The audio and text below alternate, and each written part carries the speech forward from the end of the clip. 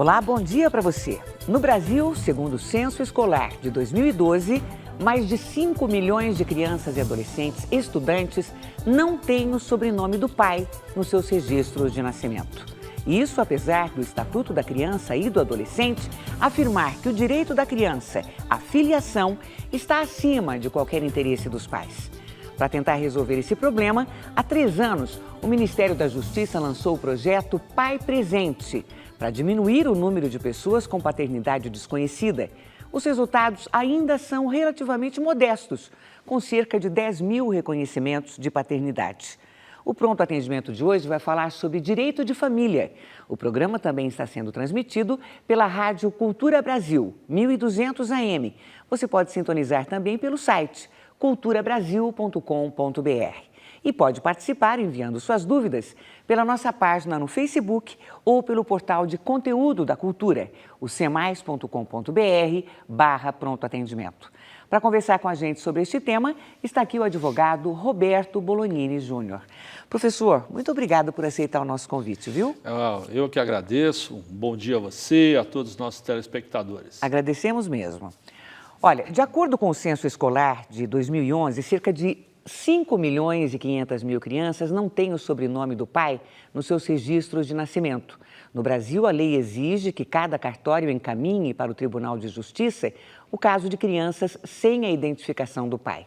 Caso ele não queira registrar, é aberto um processo e o exame de DNA é realizado. Afinal, é direito de todo filho saber o nome do pai. E no Laboratório de Genética da Universidade Federal de Minas Gerais, o exame é feito rapidamente e sem nenhum custo para os envolvidos. Os pedidos de DNA são encaminhados pelo Centro de Reconhecimento de Paternidade. O órgão foi criado pelo Tribunal de Justiça de Minas e funciona em parceria com a Secretaria de Estado de Saúde, que banca a realização dos exames. A gente faz um agendamento prévio, né? O juiz faz uma solicitação de agendamento do exame de DNA via ofício e a gente estabelece, né, um mês, um horário para que esse exame seja realizado. As mães são convocadas por carta e podem comparecer acompanhadas ou não do filho. Se quiser que o pai faça o reconhecimento, basta informar o endereço dele. Em caso de rejeição, é aberto um processo judicial, mas a maioria faz o reconhecimento espontâneo ou aceita o exame. Seu José Gonçalves dispensou o exame e reconheceu a paternidade da filha, que hoje tem 25 anos. Tem outra filha também, a outra é registrada, é meu nome, né? A outra já é, a outra é registrada. Elas que não estavam registradas, eu pensei que dava, não sabia. Se é bom para ela, é bom para mim também. Em 2 anos, houve 2.873 reconhecimentos espontâneos e 1.746 por meio de DNA. Quando a mãe é encontrada, né, ela atende, né, o chamamento da justiça aí, porque ela sabe que nada mais é do que um resgate, né, da cidadania, da autoestima dessa pessoa, né, que ele possa ter um vínculo afetivo, né, com esse pai e possa começar uma nova história de vida. Professor, esse vínculo afetivo ele é muito importante, não é, professor? Mas, além disso, por que é importante o reconhecimento da paternidade? Olha, não há dúvida que o vínculo afetivo hoje, ele chega a ser mais relevante, a questão da filiação sócio, né, familiar, ele chega a ser mais importante, socioafetiva, ele chega a ser mais importante que a própria filiação biológica. Agora, veja, Madalene, causa muitos traumas para uma criança ter o reconhecimento materno e não ter o reconhecimento paterno. Esse trabalho que está sendo feito pela Procuradoria de Justiça, ele é previsto na Lei 8.560 de 92. E, na verdade, quando a mãe é casada, presume-se que o pai é o marido. Quando ela não é casada ou não vive união estável, então, efetivamente, o oficial que faz o registro deve enviar ao juiz e o juiz deve enviar uma notificação ao suposto pai que pode reconhecer voluntariamente ou não. Se ele não reconhecer voluntariamente, o Ministério Público entra com a ação de investigação de paternidade. Para o nosso ouvinte, para o nosso telespectador que vive, para a nossa ouvinte que vive uma situação assim, qual que é o primeiro passo para isso, professor? Se já tiver sido feito o registro em nome dela e ela não ter indicado o suposto pai, tem que constituir um advogado e requerer ingressar com a ação de investigação de paternidade. Mas o Ministério Público também pode fazê-lo, tem legitimidade. Então, o que eu aconselho é que a mãe procure o cartório, procure uma orientação numa vara da família e sucessão da sua comarca, para que, ou constituindo advogado, ou representando o Ministério Público, eles possam ingressar com ação de investigação de paternidade. E aí, Madalene, a prova cabal hoje é o exame de DNA. Muito bem, hoje é um dia de muitas perguntas. A Mariana Nunes, que é de São Bernardo, ela escreveu o seguinte: existe uma pensão alimentícia fixada desde 2010 e vários meses de atraso da mesma. Tinha mês que meu ex-marido pagava a pensão e tinha mês que não. Soma-se quase R$5 mil de atraso, alguns meses de 2011 e 2012 que ele também não pagou. Eu gostaria de saber, já que eu entrei com um pedido de execução de alimentos, se ele paga todos os meses de atraso ou apenas os últimos 3 meses. Existe a possibilidade de fazer um parcelamento desse valor atrasado, professor? 3 situações bem objetivas. Primeiro, dá para executar e requerer o pagamento de todos os valores devidos. Isso é um ponto. Segundo, pode ser feito um acordo. Então, se há R$5 mil de dívida, podem o alimentante e o alimentando, ou seja, a mãe que representa a criança e o pai, fazerem um acordo e parcelarem este valor, numa chamada transação judicial, nos próprios autos do processo.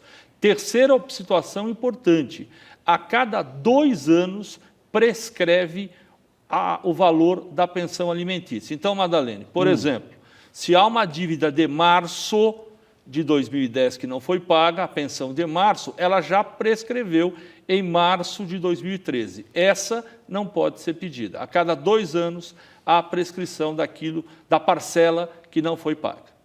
Entendi. Olha, o Antônio Macedo, ele quer saber informações sobre abandono de incapaz. Ele diz que é cuidador da mãe dele, diagnosticada com esquizofrenia e também portadora de outros transtornos. Isso acontece desde 2011. Daí ele conta que ele não teve apoio dos familiares para cuidar, né? E conseguiu um acordo com a irmã e o pai, né, para ambos colaborarem financeira, social e afetivamente. Infelizmente, não existe essa cooperação que foi combinada. O que ele pode fazer, hein, professor? A primeira questão importantíssima aí é ingressar com o pedido de interdição. O juiz vai determinar um processo, vai instaurar um processo de interdição e será nomeado um curador. A ordem dessa nomeação é o cônjuge sobrevivente, os pais ou os descendentes mais próximos. Essa é uma ordem legal. Ou até um curador dativo, escolhido pelo juiz. A partir do momento que é escolhido esse curador, ele passa a ter a responsabilidade de administrar os interesses do incapaz.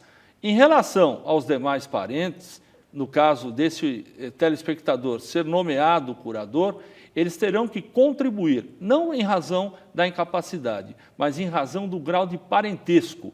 Porque a pensão alimentícia, Madalene, ela não é devida somente pelos pais aos filhos, é devida também dos filhos aos pais quando eles têm necessidade. Lógico, óbvio, se há um só que contribui, mas há mais 2 ou 3 filhos, eles também têm uma obrigação de contribuir. Então, o passo é requerer a interdição judicial desse senhor e, caso esse cuidador seja nomeado curador, ele exigir, com uma ação de alimentos, dos demais irmãos e parentes, o valor devido para a contribuição.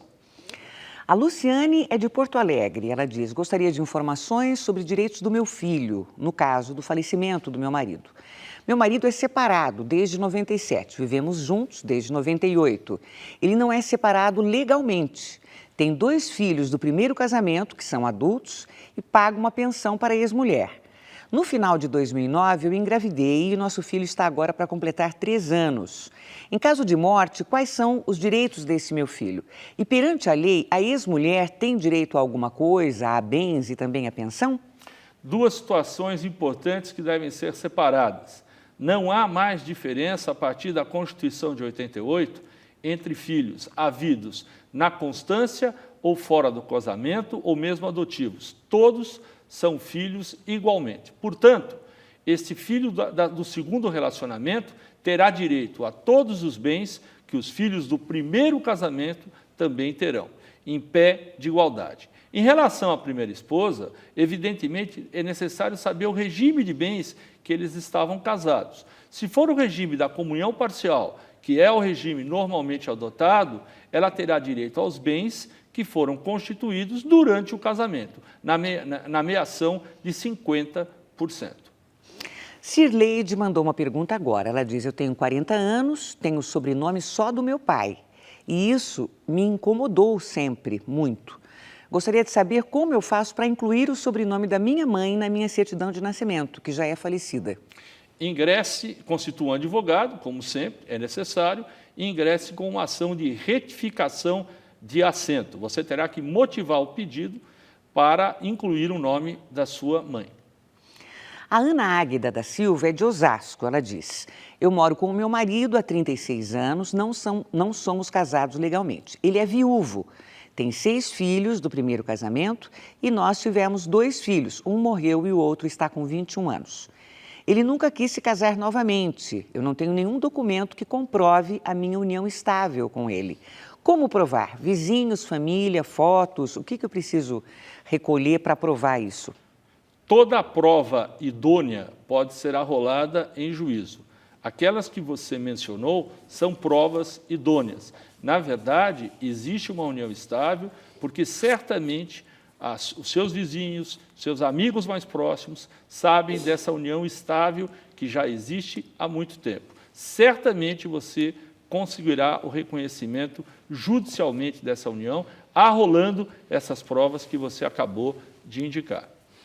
Muito bem, agora a gente vai ao sul do país, imagens da TVE de Curitiba, para mais uma dúvida sobre direito de família. Eu posso entrar na justiça para que o pai participe ativamente na vida do filho, como buscar no colégio, levar ao médico? Então, professor, entrar na justiça para que o pai participe ativamente da vida do filho. Não tenha dúvida, porque muita gente confunde essa questão.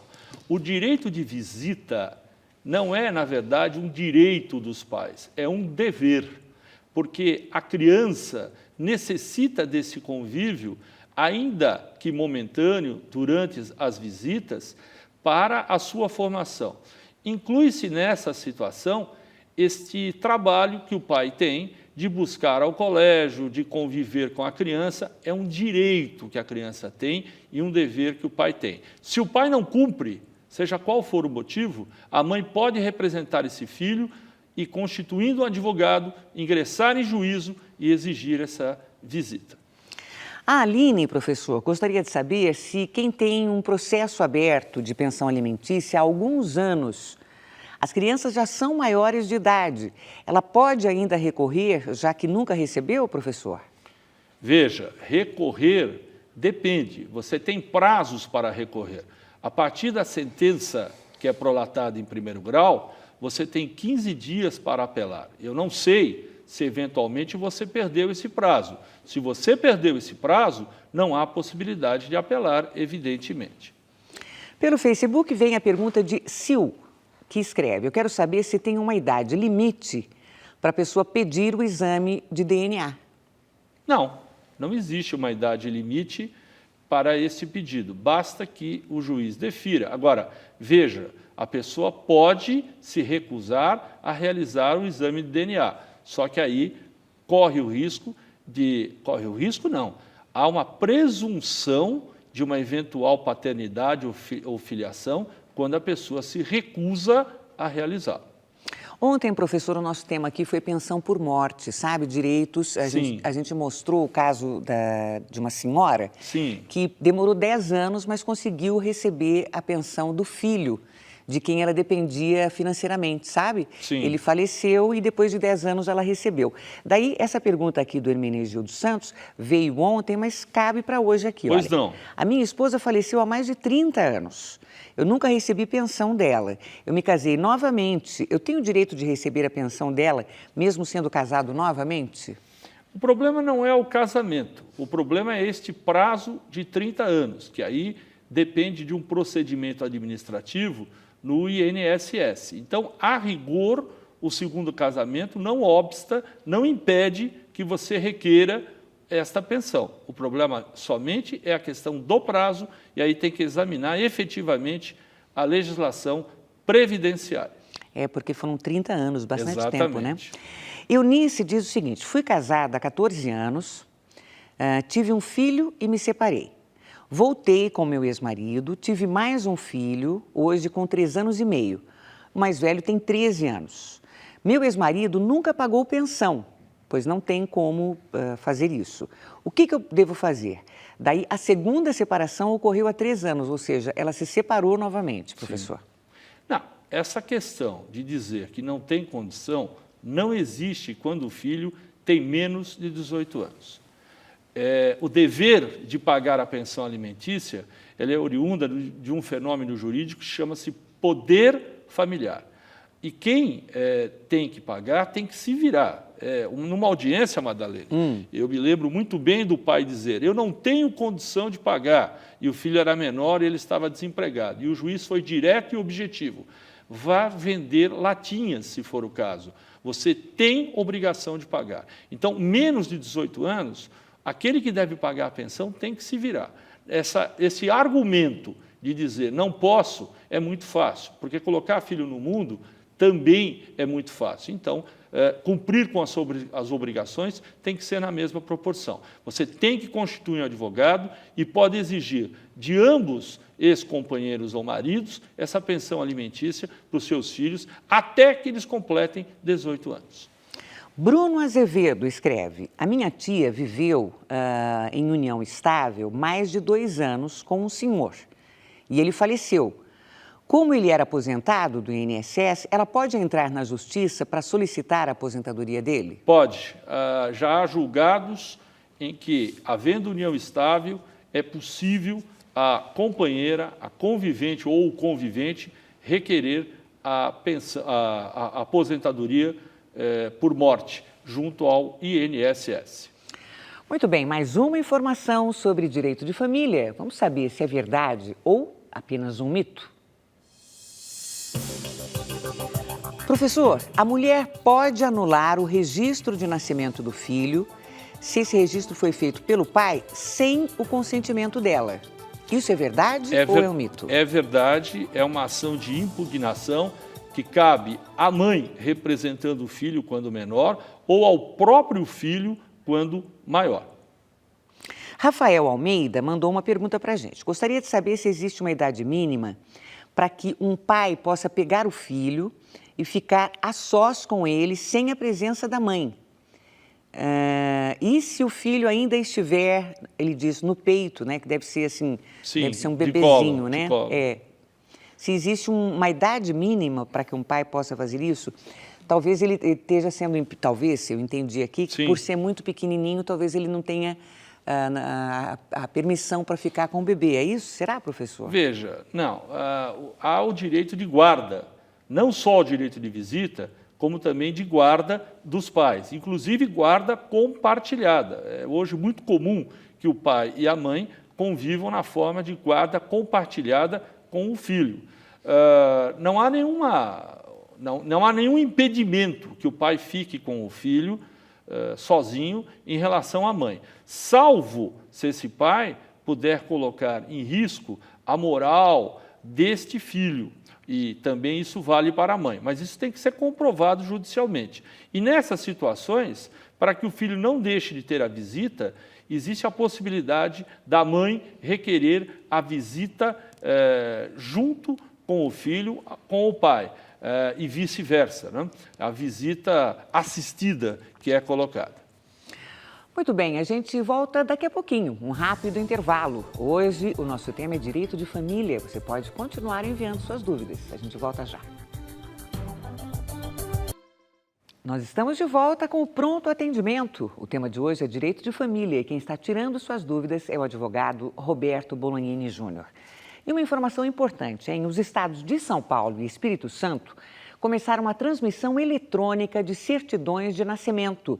A iniciativa vai permitir a quem nasceu em território capixaba e hoje mora em São Paulo pedir e receber certidões de nascimento, casamento ou óbito do Espírito Santo em qualquer cartório paulista. Da mesma forma, paulistas que moram no Espírito Santo poderão, em qualquer cartório capixaba, solicitar e receber certidões de seus registros que se encontram em qualquer cartório paulista. O projeto, regulamentado pelo Poder Judiciário dos 2 estados, prevê para os próximos meses a integração dos estados do Paraná, Acre, Santa Catarina, Rondônia e Amazonas. É uma boa notícia, não é, professor? Ah, não tenha dúvida, porque a internet hoje é uma realidade para todo cidadão e ela está chegando cada vez mais na justiça e essa questão das certidões vai facilitar muito. Aliás, um cadastro nacional seria necessário. Eu acredito, Madalene, que nós vamos chegar nesse ponto logo, logo. Olha só, a Denise tem uma pergunta sobre isso. Ela gostaria de saber se já é possível conseguir o divórcio pela internet. Ela diz, eu já tenho a averbação da separação há 8 anos e até hoje eu não me divorciei.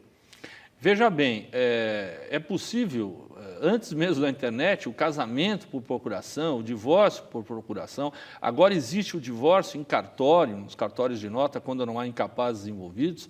Acredito que a tendência seja essa, efetivamente, e dependendo da comarca onde ela reside, provavelmente isso é possível. Ainda não é uma legislação que alcance todo o território nacional, mas nós caminhamos para isso. A Hélida Fernandes diz que procura o pai da filha há 14 anos. Ela encontrou um endereço através do sobrenome. Encontrou também pelo Ministério Público do Distrito Federal. Ela pergunta se ela pode entrar na justiça para tentar encontrar essa pessoa. Pode sim. Se você tem o endereço dela, você pode ingressar com uma ação, pedir para citar nesse endereço específico. Evelyn Pimentel, pelo Facebook, escreve, quando acontece a prisão civil por falta de pagamento da pensão, quanto tempo o pai fica preso? Existem celas especiais para pais devedores? O pai devedor, se não efetuar o pagamento no momento da audiência, já vai preso naquele momento? Pode ser preso, são 90 dias e ele tem uma cela naturalmente diferenciada, que envolve aquelas pessoas que devem questões de pensão alimentícia e delitos mais leves, e ele pode ser preso efetivamente na hora. O Roger diz, o Estado me forneceu um advogado que não entrou com uma ação de investigação de paternidade na época. Depois de 9 anos, é possível ainda mover uma ação contra o Estado? Contra o Estado? Ele pergunta. Sim, é possível ingressar com pedido de indenização. Maria de Lourdes diz, gostaria de saber como se deve proceder para a retirada de pensão alimentícia depois da maioridade.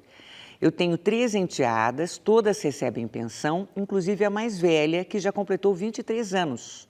Eu não entendo tanta demora e tanta burocracia.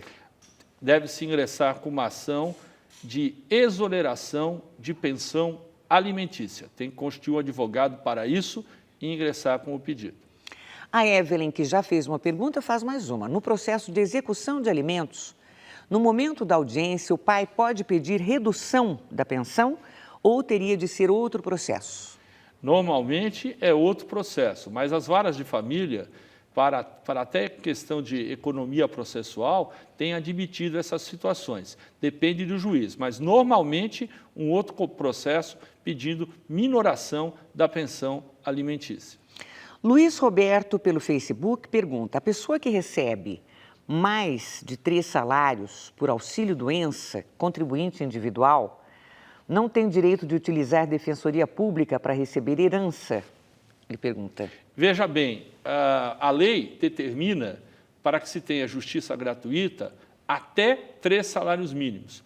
Mas essa questão tem sido alterada, tem sido dado outro tipo de entendimento por conta de ser uma legislação de 1951.